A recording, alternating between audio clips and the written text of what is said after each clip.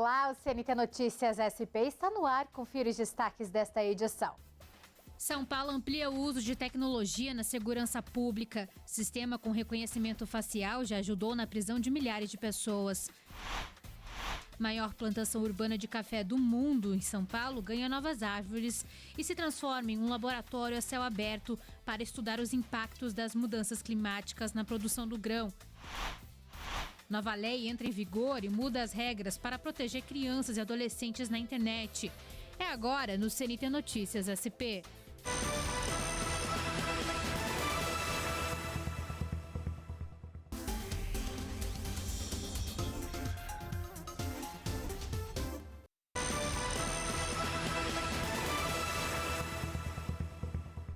A gente abre essa edição falando de segurança. São Paulo investe em tecnologia para reforçar a segurança nas ruas. O sistema Smart Sampa, que utiliza reconhecimento facial e inteligência artificial, já ajudou na prisão de foragidos e na redução de crimes.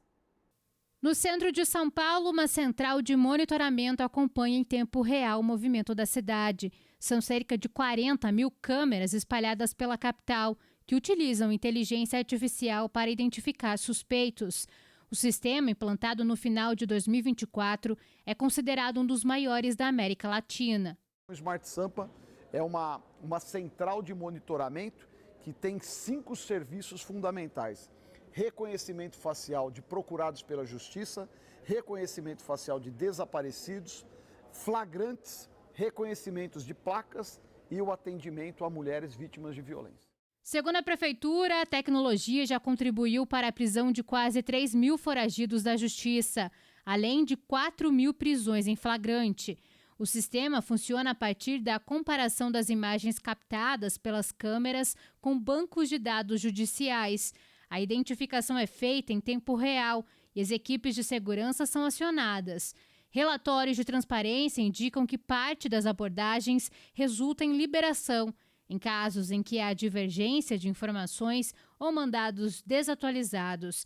Segundo a Secretaria de Segurança Urbana, nessas situações as pessoas são liberadas após verificação. Justamente porque a maior parte dessas falhas técnicas ocorrem com as populações racializadas, com a população negra, né? E o Brasil é um país com a população majoritariamente negra, fazendo, portanto, que essa margem de erro seja cada vez maior. A Secretaria Municipal de Segurança Urbana afirma que nenhuma pessoa confundida permaneceu presa. Pessoas foram conduzidas, chega na delegacia, faz a identificação, não era ele, imediatamente o delegado libera. Alguém ficou preso erroneamente? Ninguém.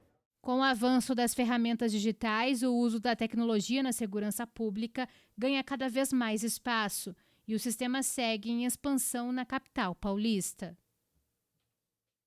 Depois do intervalo, a maior plantação urbana de café do mundo, instalada na cidade de São Paulo, recebe novas mudas e ajuda pesquisadores a estudar pragas, clima e o futuro do café.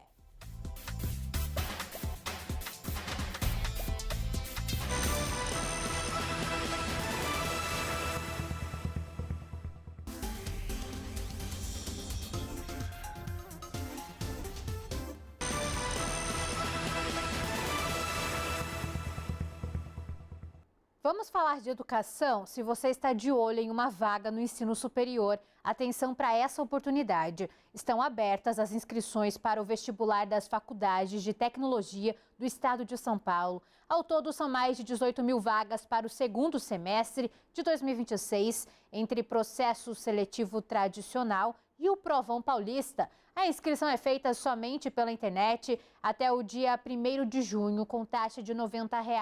E a prova já tem data marcada, 28 de junho, à 13h.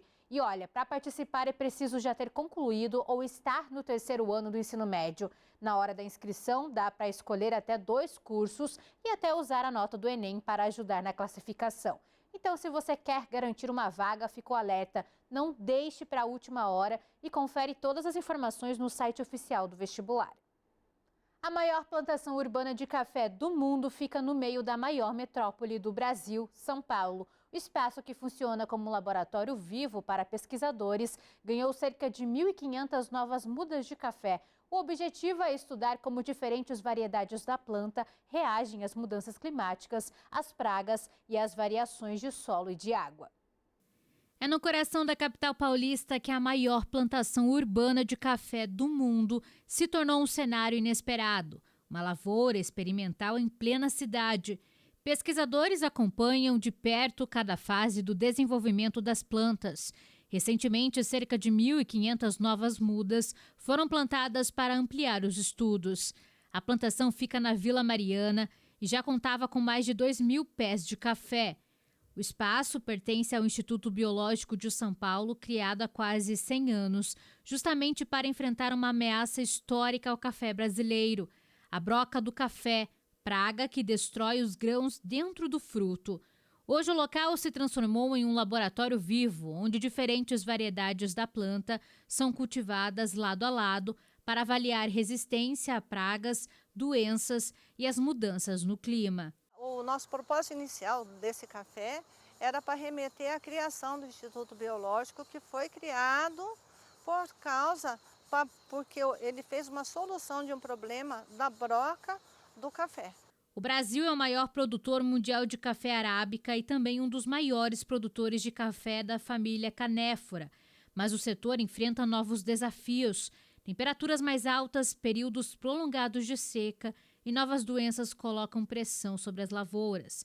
Por isso, muitas das novas plantas foram escolhidas por terem maior resistência a pragas, como a ferrugem do café, e também maior tolerância à falta de água. Entre as novas mudas plantadas no Instituto, 300 são de variedades desenvolvidas para suportar períodos de estiagem. A gente sabe que mudanças climáticas e a parte de água é um problema nosso futuro.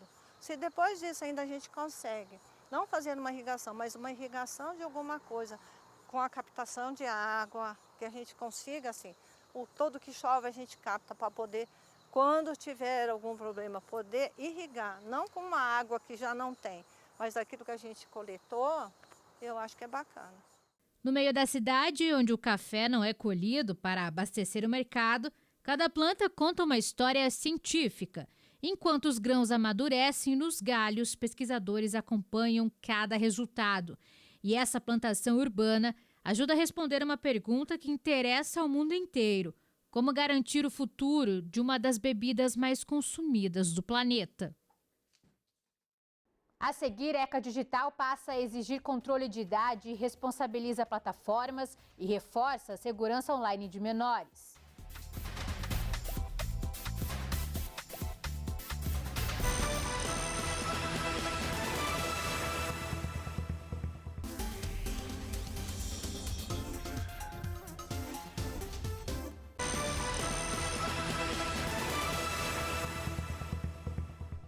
Entrou em vigor a nova lei que amplia a proteção de crianças e adolescentes na internet. Conhecido como ECA Digital, o texto traz regras mais rígidas para plataformas.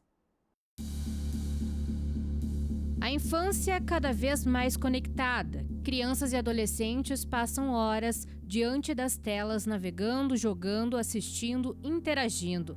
Mas nesse universo digital nem tudo é seguro. Agora uma nova lei nasce com o objetivo: proteger quem ainda está em fase de formação. O chamado ECA Digital passa a valer para qualquer serviço online acessado por menores, de redes sociais a jogos e de aplicativos a plataformas de vídeo. O texto cria um marco jurídico inédito no país, com regras que buscam reduzir riscos, proteger dados e responsabilizar empresas por conteúdos abusivos. A verdade é que existem diferentes níveis. O mais simples é a autodeclaração, quando o usuário só informa a idade, mas esse modelo sozinho já não é mais considerado suficiente.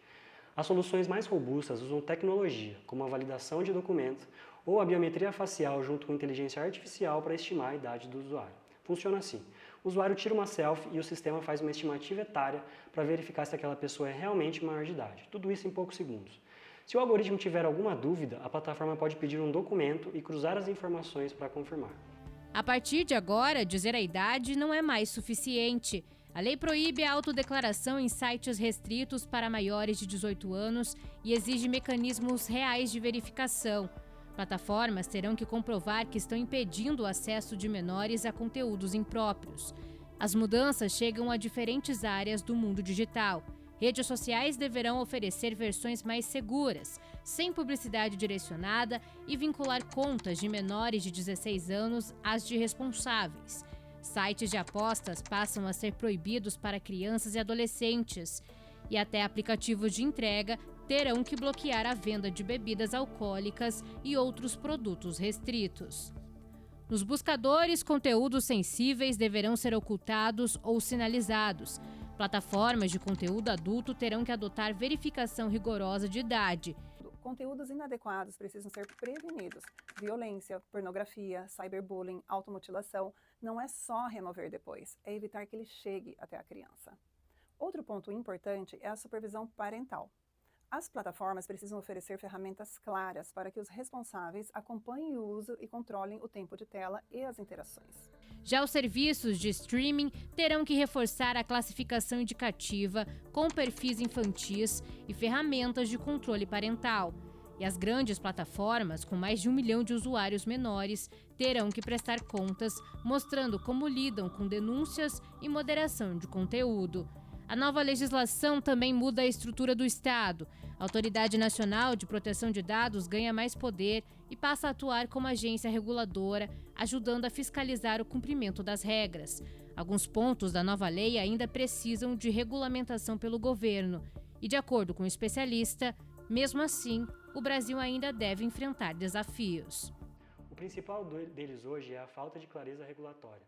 Ainda não está totalmente definido quais métodos serão aceitos, qual nível de rigor será exigido e quais soluções poderão ser homologadas. Isso cria um cenário de incerteza para as empresas, que precisam agir agora, mas ainda sem todas as regras do jogo bem definidas. Além disso, continuam existindo desafios importantes de custo, privacidade e experiência do usuário, porque a solução precisa ser segura, mas também acessível e simples de usar. E por que tudo isso importa? Porque essa medida muda o jogo na proteção de crianças e adolescentes.